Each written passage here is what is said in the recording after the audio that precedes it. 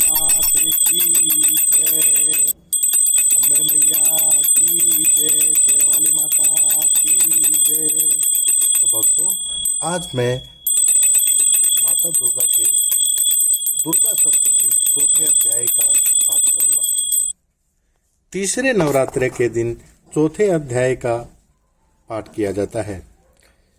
महर्षि मेधा बोले, देवी ने जब पराक्रमी दुरात्मा महिषासुर को मार गिराया और असुरों की सेना को मार दिया, तब इंद्रादि समस्त देवता अपने सिर तथा शरीर को झुकाकर भगवती की स्तुति करने लगे। जिस देवी ने अपनी शक्ति से यह जगत व्याप्त किया है और संपूर्ण देवताओं तथा महर्षियों की पूजनीय है, वह अंबिका को हम भक्ति पूर्वक नमस्कार करते हैं। वह हम सब का कल्याण करे। जिस अतुल प्रभाव और बल का वर्णन भगवान विष्णु, शंकर और ब्रह्मा जी भी नहीं कर सके, वही चंडिका देवी इस संपूर्ण जगत का पालन करे और अशुभ भय का नाश करे। पुण्यात्माओं के घरों में तुम स्वयं लक्ष्मी रूप हो और पापियों के घरों में तुम अलक्ष्मी रूप हो, और सकुल में उत्पन्न होने वाले के लिए तुम लज्जा रूप होकर उनके घरों में निवास करती हो। हम उस दुर्गा भगवती को नमस्कार करते हैं। हे देवी, इस विश्व का पालन करो। हे देवी, हम तुम्हारे अचित्य स्वरूप का किस प्रकार वर्णन करें। असुरों के नाश करने वाले भारी पराक्रम तथा समस्त देवताओं और दैत्यों के विषय में जो तुम्हारे पवित्र चरित्र हैं, उनको हम किस प्रकार वर्णन करें। हे देवी, त्रिगुणात्मकता होने पर भी तुम संपूर्ण जगत की उत्पत्ति का कारण हो। हे देवी, भगवान विष्णु, शंकर आदि किसी भी देवता ने तुम्हारा पार नहीं पाया है। तुम सबकी आश्रय हो। यह संपूर्ण जगत तुम्हारा ही है, तुम्हारा अंश के रूप में है, क्योंकि तुम सबकी अद्भुत प्रकृति हो। हे देवी, तुम्हारे जिस नाम के उच्चारण से संपूर्ण यज्ञों में सब देवता तृप्ति लाभ करते हैं, वह स्वाहा तुम ही हो। इसके अतिरिक्त तुम पितरों की तृप्ति का कारण हो, इसलिए सब आपको शोधा कहते हैं। हे देवी, वह विद्या जो मोक्ष की देने वाली है, जो अचित्य महाज्ञान स्वरूपा है, तत्वों के सार को वश में करने वाले, संपूर्ण दोषों को दूर करने वाले, मोक्ष की इच्छा वाले मुनिजन जिसका अभ्यास करते हैं, वह तुम ही हो। तुम वाणी रूप हो और दोष रहित, ऋग तथा यजुर्वेदों की एवं उद्गित और सुंदर पाठों के वाले सामवेद की आश्रय स्वरूप हो। तुम भगवती हो। इस विश्व की उत्पत्ति एवं पालन करने के लिए तुम वार्ता के रूप में प्रकट हुई हो, और तुम संपूर्ण संसार की पीड़ा हरने वाली हो। हे देवी, जिससे सारे शास्त्रों को जाना जाता है, वह मेधा शक्ति तुम ही हो, और दुर्गम भवसागर से पार करने वाली नौका भी तुम ही हो। लक्ष्मी रूप से विष्णु भगवान के हृदय में निवास करने वाली, लक्ष्मी रूप में निवास करने वाली और भगवान महादेव द्वारा सम्मिलित गौरी देवी तुम ही हो। मंद मुस्कान वाले निर्मल पूर्ण चंद्रबिंब के समान और उत्तम सुवर्ण की मनोहर कांति के कमनीय तुम्हारे मुख को देखकर भी महिषासुर क्रोध में भर गया। वह बड़े आश्चर्य की बात है। हे देवी, तुम्हारा यह मुख जब क्रोध से भर गया तो उदय काल के चंद्रमा की भांति लाल हो गया और तनी हुई भौहों के कारण विकराल हो गया। उसे देखकर भी महिषासुर के शीघ्र प्राण नहीं निकल गए। यह बड़े आश्चर्य की बात है। आपके कुपित मुख के दर्शन करके भला कौन जीवित रह सकता है। हे देवी, तुम हमारे कल्याण के लिए प्रसन्न हो। आपके प्रसन्न होने से इस जगत का अबुद्ध होता है, और जब आप क्रुद्ध हो जाती हो तो कितने ही कुलों का सर्वनाश हो जाता है। यह हमने अभी अभी जाना है कि तुमने महिषासुर की बहुत बड़ी सेना को देखते ही देखते मार दिया। हे देवी, सदा अबुद्ध प्रताप देने वाली तुम जिस पर प्रसन्न हो जाती हो, वही देश में सम्मानित होते हैं।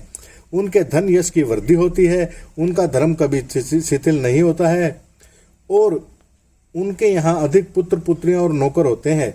हे देवी, तुम्हारी कृपा से ही धर्मात्मा शुभ पुरुष प्रतिदिन श्रद्धा पूर्वक यज्ञ करता है और धर्मानुकूल आचरण करता है, और उनके प्रभाव से स्वर्गलोक में जाता है, क्योंकि तुम तीनों लोकों में मनवांछित फल देने वाली हो।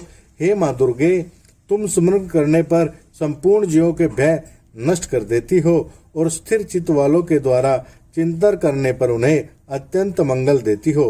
हे दारिद्र दुख नाजिनी देवी, तुम्हारे सिवा तुम्हारा कौन है? तुम्हारा चित्त सदा दूसरों के उपकार में लगा रहता है। हे देवी, तुम शत्रुओं को इसलिए मारती हो कि उनके मारने से दूसरों को सुख मिलता है। वह चाहे नरक में जाने के लिए चिरकाल तक पाप करते रहे हों, किंतु तुम्हारे साथ युद्ध करके सीधे स्वर्ग को जाएं, इसलिए तुम उनका वध करती हो। हे देवी, क्या तुम दृष्टा पात्र मात्र से समस्त असुरों को भस्म नहीं कर सकती? अवश्य ही कर सकती हो, किंतु तुम्हारा शत्रुओं को शस्त्र के द्वारा मारना इसलिए है कि शस्त्रों के द्वारा मरकर वे स्वर्ग को जाएं। इस तरह से हे देवी, उन शत्रुओं के प्रति भी तुम्हारा विचार उत्तम है। हे देवी, तुम्हारे उग्र खड्ग की चमक से और त्रिशूल की नोक की कांति की किरणों से असुरों की आंखें फूट नहीं गई। उसका कारण यह था कि वे किरणों से शोभायान तुम्हारे चंद्रमा के समान आनंद प्रदान करने वाले सुंदर मुख को देख रहे थे। हे देवी, तुम्हारे शील बुरे वृत्तांत को दूर करने वाला है। सबसे अधिक तुम्हारा रूप है, जो न तो कभी चिंतन में आ सकता है और न जिसकी दूसरों से कभी तुलना हो सकती है। तुम्हारा बल व पराक्रम शत्रुओं का नाश करने वाला है। इस तरह तुमने शत्रुओं पर भी दया प्रकट की है। हे देवी, तुम्हारे बल की किसने बराबरी की है, तथा शत्रुओं को भय देने वाला इतना सुंदर रूप भी और किसी का नहीं है। हृदय में कृपा और युद्ध में निष्ठुरता, यह दोनों बातें तीनों लोकों में केवल तुम्ही में दिखाई देती है। हे माता, युद्ध भूमि में शत्रुओं को मारकर तुमने उन्हें स्वर्ग लोक में पहुंचाया। इस तरह तीनों लोकों की तुमने रक्षा की है, तथा उन उन्मत्त असुरों से भी हमें भय था, उनको भी तुमने दूर किया है। तुमको हमारा नमस्कार है देवी, तुमको नमस्कार है। तुम शूल तथा खड्ग से हमारी रक्षा करो, तथा घंटे की ध्वनि और धनुष की टंकोर से भी हमारी रक्षा करे। हे चंडिके, आप अपने शूल को घुमाकर पूर्व पश्चिम उत्तर और दक्षिण दिशा में हमारी रक्षा करो। तीनों लोकों में जो तुम्हारे सौभ्य रूप हैं तथा घोर रूप हैं, उनमें हमारी रक्षा करो, तथा इस पृथ्वी की भी रक्षा करो। हे अंबिके, आपके कर पल्लवों में जो खड्ग शूल और गदा आदि शास्त्र शोभा पा रहे हैं, उनसे हमारी रक्षा करो। महर्षि बोले कि इस प्रकार जब सभी देवताओं ने जगत माता भगवती की स्तुति की और नंद नवन के पुष्पों तथा गंध अनुलेपनों द्वारा उनका पूजन किया, और फिर सबने मिलकर जब सुगंधित एवं दिव्य धूपों द्वारा उन्हें सुगंध निवेदित किया, तब देवी प्रसन्न होकर बोली, हे देवताओं, तुम सब मुझसे मनवांछित वर मांगो। देवता बोले, हे भगवती, तुमने हमारा सब कुछ कर दिया, अब हमारे लिए मांगने के लिए कुछ बाकी नहीं रह गया, क्योंकि तुमने हमारे शत्रु महिषासुर को मार डाला। हे महेश्वरी, तुम इस पर भी यदि हमें कोई वर देना चाहती हो तो बस इतना वर दे दो कि जब हम आपका स्मरण करें तब आप हमारी विपत्तियों को हरण करने के लिए हमें दर्शन दिया करो। हे अंबिके, जो भी तुम्हारी स्तुति करे, तुम उसको वित्त वृद्धि और वैभव देने के साथ ही उसके धन और स्त्री आदि सम्मति बढ़ावे और सदा उन पर प्रसन्न रहे। महर्षि बोले, हे राजन, देवताओं ने जब जगत के लिए अपने लिए इस प्रकार प्रसन्न किया तो तथास्तु कहकर देवी अंतर्ध्यान हो गई।